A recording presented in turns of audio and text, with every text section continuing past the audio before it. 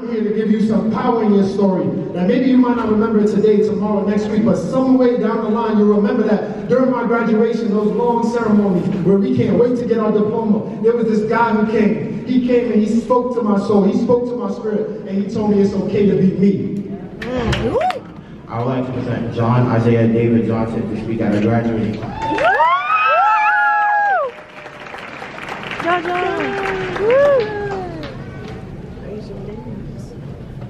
Can we give him another round of applause?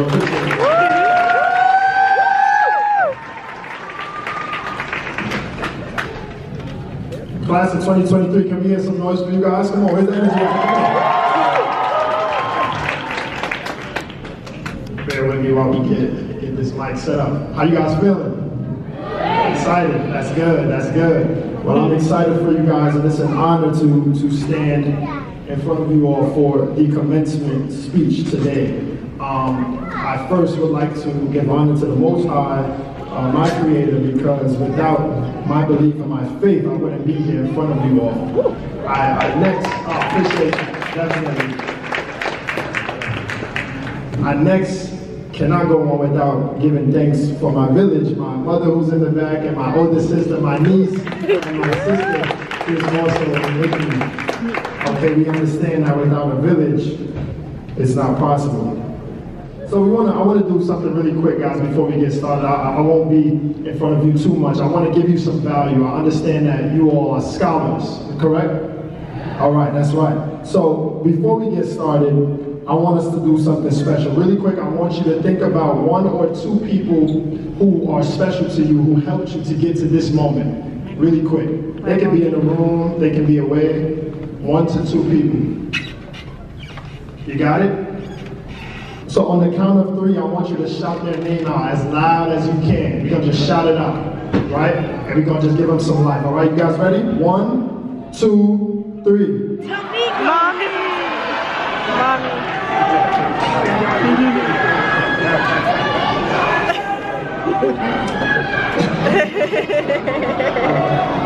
Yeah. Oh, man. Okay, yeah. I love that. I like this group. And without some teachers, and without some parents, some aunts, some uncles, some grandmas, right?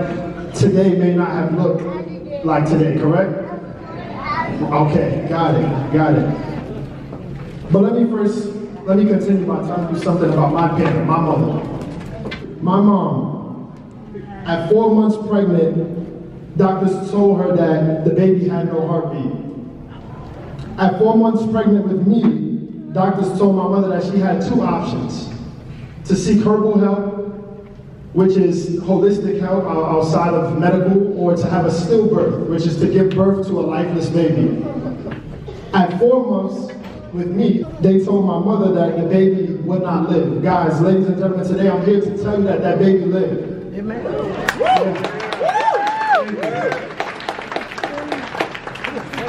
That baby is me, obviously. Right? Listen, guys, I grew up right in Bed-Stuy, Troop Avenue, low-income housing. Right? So for me, this is home. And I was raised by my single mother and also my oldest sister, the absence of my biological father. My mom was an immigrant from Trinidad and Tobago coming to this country. Okay, we got them in the room, huh? Okay, right? But I didn't let that stop me. I didn't let any of my stories stop me. And forgive me as I get set here. I didn't let any of my stories stop me, guys. I didn't let my circumstances define me. I chose to define my circumstance. I didn't let my condition become my conclusion. Right? I don't know what your struggle is or what it's going to be in the coming years. I understand that you guys are top 2% in New York State performing schools. Can we clap that up? I learned that today. So I understand that this is a group that knows how to push past struggle, but the next chapter in your life, whatever that may be, is going to require a new version of you. And what I'm here to do is to give you some strategies on how to deal with that, how to properly address that. I don't know what your struggle is going to be. Maybe today you're still feeling a little unsure about where you are. Maybe you're dressed up in a cap and gown, everybody's celebrating you, but you're still kind of nervous. right? You're still unsure about where I'm going to go next. And that's all right. But today, without knowing what you're going through, I want to tell you that you will overcome. Yeah? Okay. We're going to get into it because I want you to leave with some value today. Right? I want to let you know that everyone in here, your story matters. Your voice matters. You are more than your diploma that you're going to receive today. Right? You're more than that. I understand that transitions can still be hard and even a bit scary, which is why I want to leave you with a specific strategy that helped me, not only in my middle school transition, but in my transition in life as well. Are you guys ready for the keys? Come on, give me some minutes. You guys ready to hear it? Okay. They're like, talk to me. Come on, you've been talking a lot. Come on. So there's going to be 3 guys. So listen up. First one, direction. See, I can remember back to 8th grade in IS 318 where I graduated. I was in a similar situation like you guys, in a similar seat. 318, right on Lorimer Street. I was sitting in the seat at 13 years old. I didn't know what I wanted to do outside of drawing superheroes and playing video games. I didn't know what I wanted to do. But I knew the direction in which I was headed, right? Like in other words, I didn't know what I wanted to do, but I knew where I wanted to go. So I knew that although this friend group was cool, like although they were cool and we hung out, I didn't really identify with what they were doing. Like I knew that although that parent-teacher conference where mom had to pinch me in front of my teacher for being too talkative, I'm like, nah, I don't see that in my future. I knew that I had direction, and I'm thinking today, maybe that pinch that my mom did for me, maybe that has me here today. Maybe when she pinched me in front of my teacher, that's why I'm standing here, right? What are we talking about? Direction. People who will hold you accountable. But either way, I learned about the power of direction. See, direction is a funny thing because once you know where you're going, it allows you to know where you're not supposed to be. It's like putting in a GPS, right? When you put in a GPS in the definition, the location, it allows you some specific routes that you should go, right? All you have to do is do what? There you go. Choose your direction. See, the issue is that many of us become comfortable with distractions, comfortable with ignoring the right thing to do. Comfortable with shortcuts and taking the easy way out. Comfortable with throwing away your dreams. I want to remind you, students, don't throw away your dreams. This is not the end, this is a beginning to a new chapter. Denzel Washington said it best. He said, dreams are only dreams without goals, and they will undoubtedly lead to disappointment. Dreams without goals are just dreams, and they will lead to disappointment. The first one is direction, guys. The second key I'm going to give you, we have direction. I want to leave you with discipline. Raised up with a strong mom like mine, rules and discipline were always important. You see, mom always encouraged my siblings and I not to follow friends, but to be proud of who we are and be okay with creating your own path. Actually, one of the most popular sayings in my house, friends will take you, but they can't bring you back. Today, that's still a sentiment that lives within me. Growing up heavily involved in church was also intense. And I said it, for anybody grow in church? Raise your hands. Anybody grow up in church? Okay, so we have some people that can relate. It was intense. They won't always say that, but it was intense for me as a young man and a youth. Getting involved in church required a lot from me. But it taught me a lot of the important skills that I still use today. It taught me the importance of respecting my elders and those that have came before me. Because obedience will lead to a prosperous life. See, we also learn that if you can make someone else's life better, I challenge you to do so. Especially being an older brother, setting an example was huge. But I learned that you don't have to be an older sibling to set an example. Being obedient to a set of rules that will get you to your dreams and ultimately be a better person is a choice. I'm challenging you to discipline yourself to your goals after you leave here today. The third key, the last key, guys, the last key is going to be dedication. We had direction, we had discipline, and now we're talking about dedication. One of my favorite quotes by my favorite artist, Nipsey Hussle. He says that dedication is hard work plus patience. See, these next chapters of your life, guys, is going to require both of these. But remember to take care of yourself in the process. Staying dedicated can look like asking for help when you need to, going for a walk when you need to, taking a break off social media, learning how to say no, and much more. But when things are looking up today, it's easy. It's easy to say, yeah, I'll stay dedicated. Right? Like we graduate and we cool, I'm next to my guy, I'm next to my sis, I'm next to my bro. Yeah, definitely, it's all good, right? But what happens when the challenges arise? You guys with me? What happens when the challenges arise, right? Like what happens when those of you who go to high school and friends say, yo, let's go downtown and I'm gonna cut class, right? Like what happens when drugs and alcohol begin to come up and you have to stay strong? I'm trying to be real with you guys for a second, right? What happens when years go by and you run into senioritis and you feel like giving up down the stretch because you've been working at this thing? School takes a lot of years and we know your investment, but what I'm trying to talk to you about is how to stay dedicated. Guys, all of those situations are situations that I had to overcome and I've successfully gone through because I've applied these different principles. This is when dedication will matter most. But applying the principles didn't stop there for me. It led me to become a first-generation college graduate for my family. We can clap that, yeah, I appreciate that. I earned my bachelor's in sociology. I went on to travel to Africa where I stayed for 2 months doing community service, teaching young people out there. I was the second male of color to become student government president on my college campus. And I would like to add that that was at a predominantly white institution. Appreciate that. It means a lot. Guys, I went on to work in higher education in colleges, the same system that served me. I went to work for 2 years. After working, I learned more about myself and that I wanted to connect more to my purpose. I'm now the CEO and founder of my own business, John Johnson Speaks, LLC. But I say this not to highlight my accomplishments, but more so that you find power in your own story. I want you to know that I got here not by coincidence, not by luck. I don't believe in luck. I believe in blessings. I believe in hard work plus patience. I believe in the vision that pours into you for you to do what you need to do. Don't take this story for granted. I'm wrapping up here. This and more is possible for all of you. But you have to make the decision and choose to want something more for yourself. I challenge you to do something each day that gets you 1%, just 1% closer to a goal that you have for yourself. Like, don't play around. Do something intentionally. Be serious about this thing.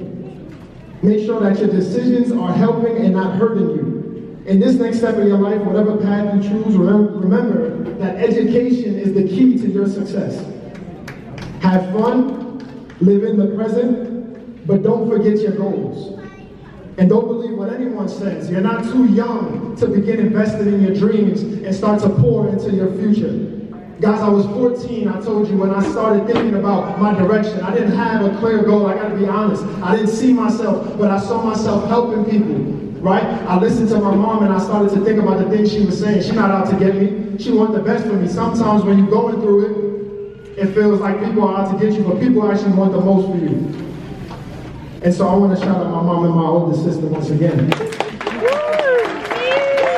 In a world full of copycats, I give you full permission to be yourself.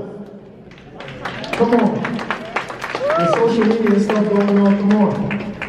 I want you guys to know it's okay to be yourself, to own your story. This is when I travel around the state and even out of state speaking to young people like yourself in colleges and universities, and you'll be surprised how much people are struggling with identity.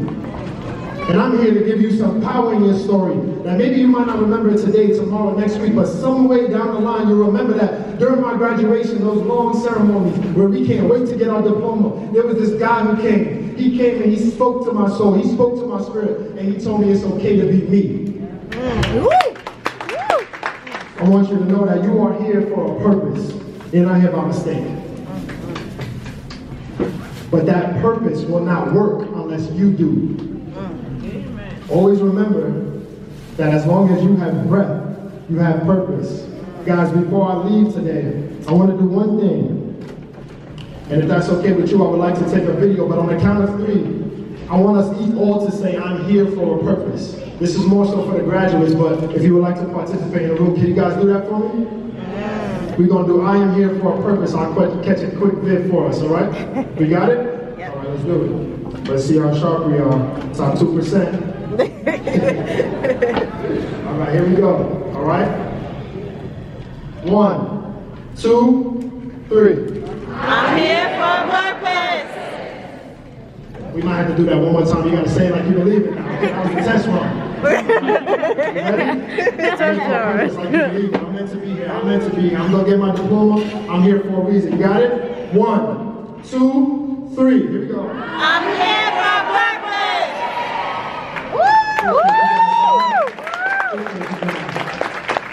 purpose. To the administration, staff, faculty, and all other members at Ascend Learning, thank you so much for this opportunity. It's an honor to serve as your commencement speaker today, and thank you to Prospect Heights High School for hosting us as well.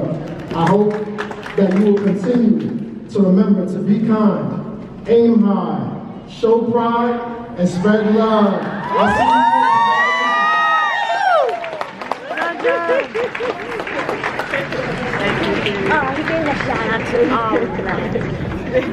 What's up, everybody? My name is Dr. J from the Central Brooklyn Ascend Middle School. I serve as the Dean of Culture and Community here. And we had John as our commencement speaker. And boy, let me tell you something about John. He knows about our youth. He's intentional. He knows how to pour into them. And he was pouring some gems into our kids. And I heard our kids today just really agreeing, clapping and everything like that. And what's crazy is what John was experiencing was not the norm of what they experience every day. So I appreciate John because they're not getting anything that they haven't received before. That's why they were so welcoming to it. They knew what you were, listen, whatever you said, John, they are well aware and they are so pleased to receive what you give because they continuously poured into every day. So this is the norm from them. Hey, baby, this is the norm for them. Yeah. And because of that, we just are eternally grateful for you to come and continue to pour into our kids, even on the last day. So thank you, John. Hello, I'm Miss Osman. I am the 6th grade math teacher here at Ascend Charter School. Today we had the opportunity to have John as our commencement speaker. I loved how John connected with the crowd, connected with our scholars, and everything just came so natural. He started off with telling a little bit about himself. I would love to see, like in the future, tell us more about, you know, your personal life. Who are you and where this all started? My name is Akeem Gooding, Assistant Principal of Operations at Central Brooklyn Ascend Middle School.